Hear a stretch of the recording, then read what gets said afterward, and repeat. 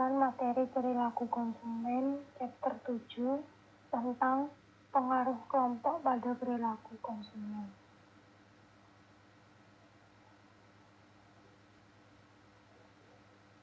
Jenis kelompok. Sebuah kelompok didefinisikan sebagai dua atau lebih individu yang berbagi sekumpulan norma, informasi, nilai, ataupun kepercayaan yang ia miliki.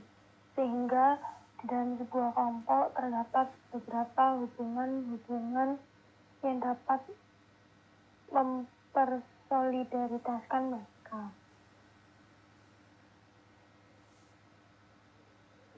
Kelompok referensi adalah kelompok yang anggapan perspektif atau nilai digunakan oleh individu sebagai dasar untuk patokan perilakunya. Yang pertama keanggotaan, yang kedua jenis kontak, yang ketiga kekuatan ikatan sosial, yang keempat adalah daya tarik. Ini saya akan menjelaskan keempat faktor tersebut secara satu persatu. Yang pertama adalah keanggotaan. Keanggotaan memiliki sifat dikotomis, dengan arti salah satunya adalah anggota kelompok tertentu atau bukan anggota kelompok itu. Yang kedua yaitu jenis kontak. Jenis kontak mengacu pada apakah interaksi itu langsung atau tidak langsung. Untuk kontak langsung biasanya melibatkan interaksi secara tatap muka atau face to face. Sedangkan kontak tidak langsung biasanya menggunakan sosial media atau internet. Kemudian ada kekuatan ikatan sosial yang mengacu pada kedekatan dan keintiman dari keterkaitan kelompok, seperti kelompok primer, yaitu keluarga dan juga teman, yang memiliki ikatan yang kuat dan interaksi yang sangat-sangat sering dilakukan. Kelompok primer seringkali memiliki pengaruh yang besar. Sedangkan kelompok sekunder, yaitu kelompok seperti asosiasi profesional dan lingkungan, melibatkan ikatan yang lebih lemah dan interaksi yang lebih jarang. Jadi, untuk kelompok primer, ikatan hubungan di antara individu jauh lebih dekat, sedangkan sekunder sedikit lebih pribadi atau individualisme. Selanjutnya yaitu subkultur konsumsi. Subkelompok masyarakat yang berbeda yang memilih sendiri berdasarkan komitmen bersama terhadap kelas, produk, merek, atau aktivitas konsumen tertentu. Di subkultur konsumsi ini terdapat beberapa kelompok seperti struktur sosial hierarkis, jargon, keyakinan atau nilai bersama yang akan dijelaskan di slide ini. Yang pertama ada struktur sosial hierarkis yang dapat didefinisikan. Kedua ada seperangkat keyakinan atau nilai bersama, dan yang ketiga jargon, ritual, dan acara ekspresi simbolik yang unik. Berikutnya subkultur pemasaran dan juga konsumsi. Pola konsumsi sebagian besar untuk menegaskan identitas unik setiap individu. Pasar yang lebih besar seringkali mengundangkan semua atau sebagian simbol mereka, setidaknya untuk suatu waktu. Berikutnya, komunitas merek. Komunitas merek adalah komunitas yang terikat secara non-geografis. Berdasarkan penelitian, sekumpulan hubungan sosial yang terstruktur di antara pemilik merek dan juga hubungan psikologis yang mereka miliki dengan merek itu sendiri, produk yang digunakan yang ada di dalam suatu perusahaan.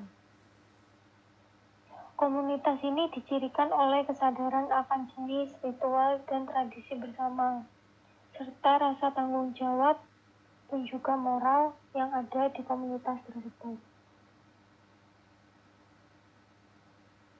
Berikutnya, pemasaran dan komunitas merek. komunitas merek dapat memberi nilai tambah pada kepemilikan produk dan membangun loyalitas yang kuat. Semakin besar membangun loyalitas kepada para pelanggan, maka semakin kuat juga nilai tambah yang akan diberikan ke perusahaan atau bisnis tersebut. Berikutnya yaitu komunitas daring dan jejaring sosial. Komunitas online adalah komunitas yang berinteraksi sepanjang waktu seputar topik yang diminati di internet. Interaksi ini dapat terjadi dalam berbagai bentuk, termasuk papan pesan online dan grup diskusi, blog, serta situs web perusahaan dan nirlaba lainnya. Berikutnya yaitu pengaruh kelompok referensi terhadap proses konsumsi. Kita semua menyesuaikan diri dalam berbagai cara dengan banyak kelompok. Terkadang kita sadar akan pengaruh ini, tetapi seringkali kita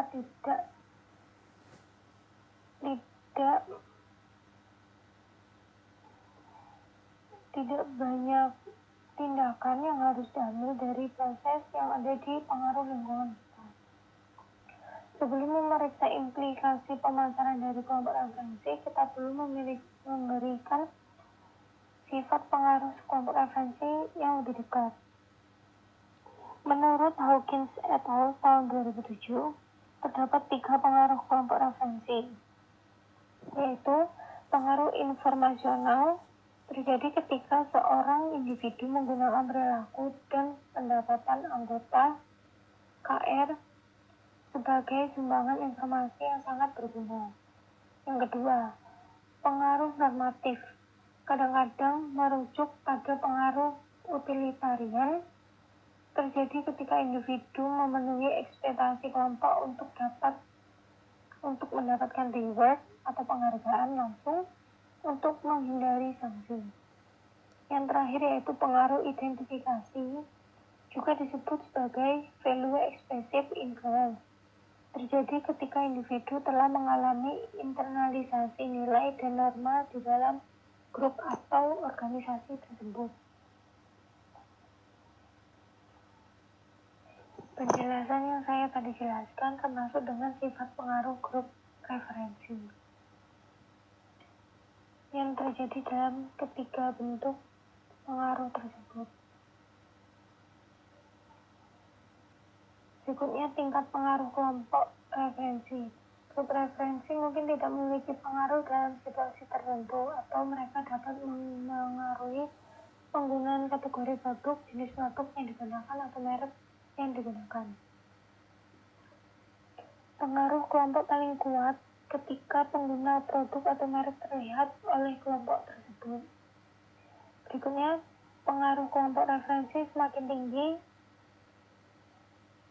dan juga semakin sedikit kebutuhan suatu barang. Semakin tinggi komitmen seorang individu terhadap suatu kelompok, semakin individu tersebut akan menyesuaikan diri dengan norma-norma kelompok tersebut. Semakin relevan aktivitas tertentu dengan fungsi kelompok, semakin kuat tekanan juga untuk menyesuaikan diri dengan norma kelompok tentang kegiatan tersebut. Faktor terakhir yang mempengaruhi tingkat pengaruh kelompok referensi adalah kepercayaan individu dalam situasi pembelian atau perilaku konsumen.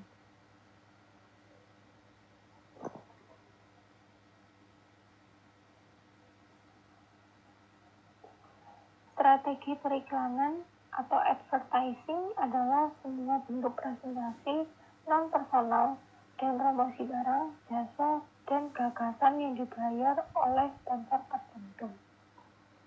Terdapat juga bauran promosi, disebut sebagai bauran komunikasi atau bauran komunikasi pemasaran, yaitu paduan spesifik dari iklan, promosi penjualan, hubungan masyarakat, penjualan personal, dan sarana pemasaran secara langsung yang digunakan oleh suatu perusahaan atau lembaga bisnis maupun organisasi untuk mengkomunikasikan nilai pelanggan secara persuasif dan membangun hubungan yang loyal terhadap pelanggan.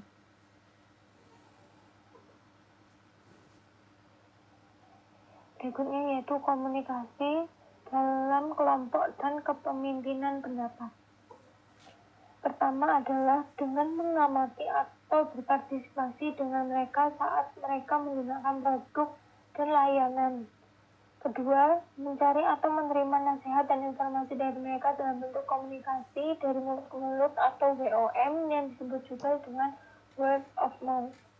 Penggunaan word of mouth begitulah penting bagi pengusaha bisnis karena di word of mouth itu sendiri para pebisnis atau bagian pemasar akan tahu seperti apa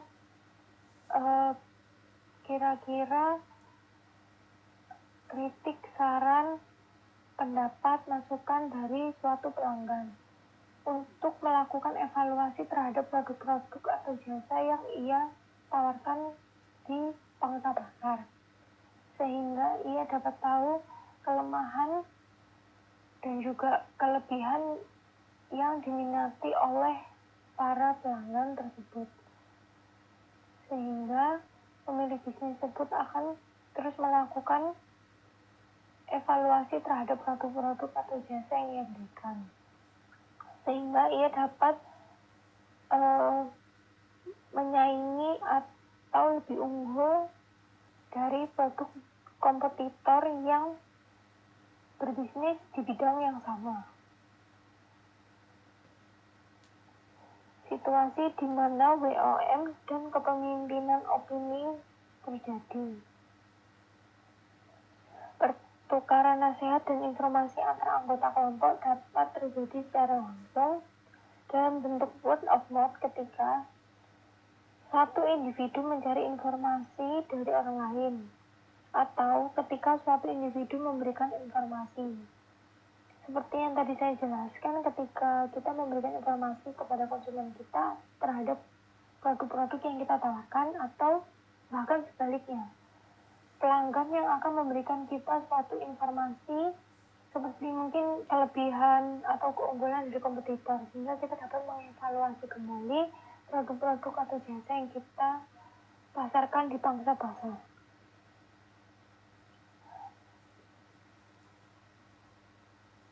Berikutnya yaitu karakteristik pemimpin opini.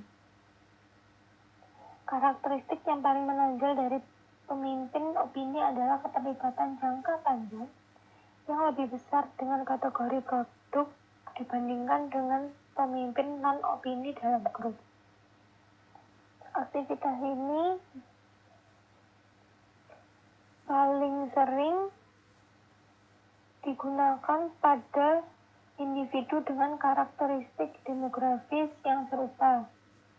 Dengan demikian, tidak mengherankan bahwa para pemimpin opini ditemukan di semua segmen demografis dari populasi dan jarang berbeda secara signifikan pada variabel demografi dari orang-orang yang mereka pengaruhi.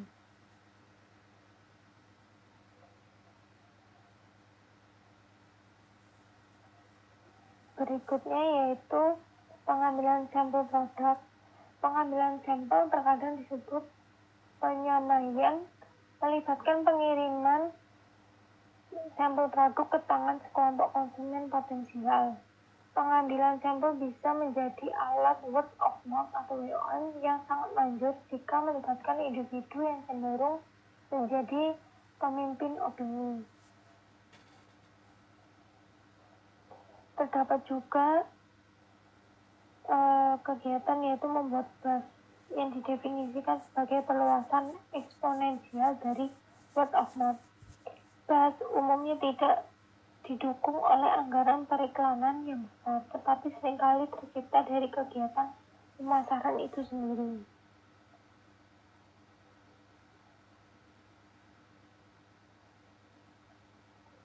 Berikutnya yaitu inovasi berkelanjutan. Inovasi adalah ide, praktik, atau produk yang dianggap baru oleh individu atau kelompok yang relevan. Secara produk baru diterima atau disebarkan melalui pasar pada dasarnya adalah fenomena suatu kelompok. Adopsi jenis inovasi ini membutuhkan perubahan perilaku yang relatif kecil atau perubahan perilaku yang tidak terlalu dipentingkan bagi konsumen. Inovasi berkelanjutan secara dinamis. Adopsi jenis ini yaitu melakukan inovasi yang membutuhkan perubahan moderat dalam perilaku penting atau perubahan besar dalam perilaku kepentingan rendah atau sedang bagi individu. Terdapat beberapa proses difusi. Proses difusi adalah cara inovasi menyebarluaskan ke seluruh pangsa pasar akan produk atau jasa yang akan kita pasarkan. Yang pertama, jenis kelompok. Yang kedua, jenis keputusan. Yang ketiga, upaya pemasaran. Yang keempat, pemenuhan kebutuhan. Yang kelima, kompatibilitas. Yang keenam, keuntungan relatif. Yang ketujuh, kompleksitas. Yang kedelapan, observabilitas. Kesembilan, uji coba. Dan yang ke-10, kepuasan pelanggan. Sekian presentasi dari saya. Bila ada silakan mohon maaf. Bila ada pertanyaan, silakan komen di bawah. Jangan lupa like dan juga share materi yang telah saya berikan. Terima kasih.